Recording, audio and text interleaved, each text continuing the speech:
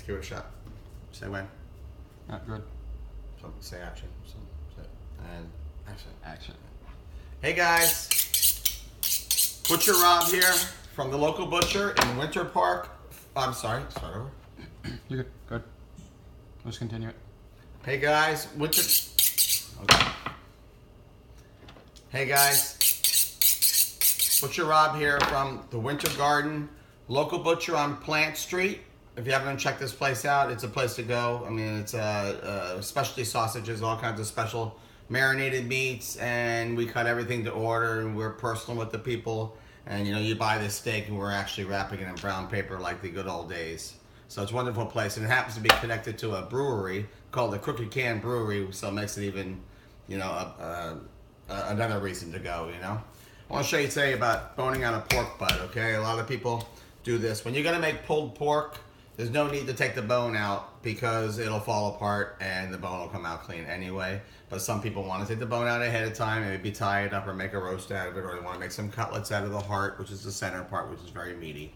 So anyway, show you how this. Unfortunately, the one I got today has a little crack in it. There's a broken bone, but it'll still show you the way it's supposed to be done, okay? So you go to the corner here, so you can see you got this little round bone here. It's basically, it's a flat bone, it's a blade bone, and it comes around. And remember, it's not a pork butt because it's the butt, it's the shoulder butt, okay? So don't freak out about that kind of stuff, guys, all right? Anyway, so I start here, and I shave this off here like this, and I come in like this, and I just shave the bone, nice, as I'm pulling the meat back with my finger, see that? Very simply, just open it up. It's very simple. It's actually a small bone on this one. Now, this has a piece, but we'll worry about that anyway. Normally, I would go underneath this here now, okay?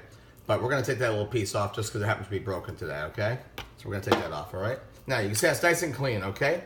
We're gonna put a little, turn it around here. We put a little cut down here, right around the back of the bone to open it up. Just expose it up, okay? And then we're going to cut, there's a curved bone here now, okay? So we're gonna pull on the meat and we're gonna scrape the bone like this. Just like that. We're gonna scrape it around like that. Then we're gonna lift it up by this point here. Turn it over. We're gonna let the meat help us out, the weight of it, okay? And what we're doing here, you can see the way the bone is running. See the way it is? It's got the curve. Look, can't get any cleaner than that. And it wouldn't normally have a point on it, but it broke off. Okay? So we have to come around here. So we're gonna cut down this bone here. We can come around this side if we want. Kind of come right up over the top like that. Keeping close to the bone like this, okay? Now, here's the part again. Help yourself, okay? Grab the bone. Turn it around. Let the weight of the meat help you. You ain't never seen a bone that clean, okay? Start scraping it down, right down. Right down. Start working it down like this. And you've got yourself a bone that's almost as clean as if you boiled it out, okay? Don't give it to your dog, it'll splinter. Don't cook it and give it to your dog, it'll splinter even faster, okay? I wanna show you one more thing on this, all right? We used to use these a lot to make, you know, we want to make pork cutlets or pork stew kind of stuff. There is a very meaty part on it. Of course, you've got your blade steaks and you've got your roast, and you make 3-pound roast, a 5-pound roast. We'll tie the whole thing together. I'll show you. But I want to show you the meaty part. We call it the heart. It's not the heart, of course, okay? But it's the heart of it. It's the meatiest part of the pork butt. What we do is we cut right down here. You can see it right here. Kind of cut out. It's like a triangle. And it comes out right here. Comes out just like that, and you kind of go underneath it like this, and you pull out that little triangle here. And that piece there, now we can clean that up a little bit real quick. I'll be a little sloppy just trying to go fast for the camera. Clean it all up like that.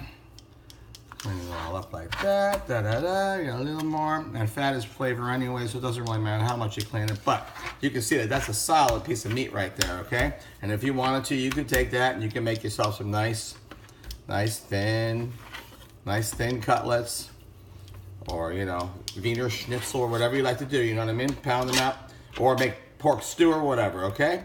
But just I want to give you an idea about how that works, okay? But right now I'm going to just shove it back in there for the heck of it.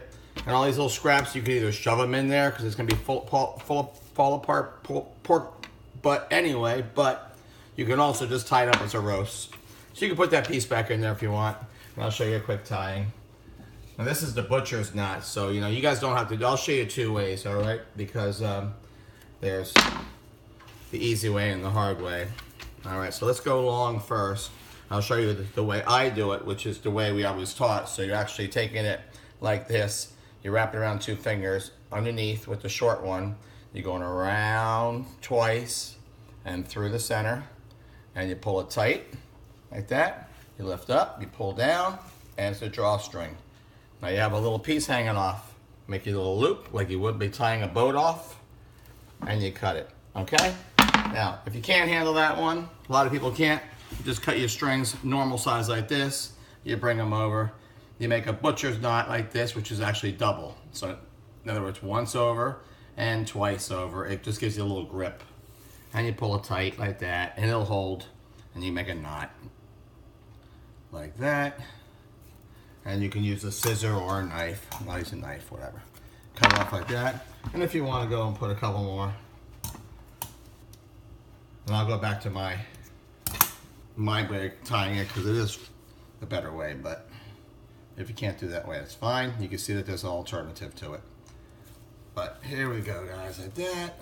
Pull it tight, pull it like that. And remember, you don't have to tie it up to do pork roast. It could be, this could be hacked up and just in pieces and in the pan. As long as it's covered with tin foil and some beer or a little liquid in there, it's gonna roast up just fine for you. It's all gonna fall apart. And there's no need to pull that bone out if you're making pulled pork because the bone will come out just by itself. Here's the last knot. My knots are a better way of doing them, but a lot of people use them that way. Take that, rub it down with all your seasoning, put it into a pan, cover with tin foil, little beer, sprinkle with beer over there, some seasonings, cover with tin foil, cook for about 3-4 hours, and the baby's gonna be just pulling apart with the fork. This is Butcher Rob saying goodbye to you, and again, come out and see us at the Winter Garden Meat Market over on Plant Street by the Crooked Can Brewery. Love to see you. Thank you.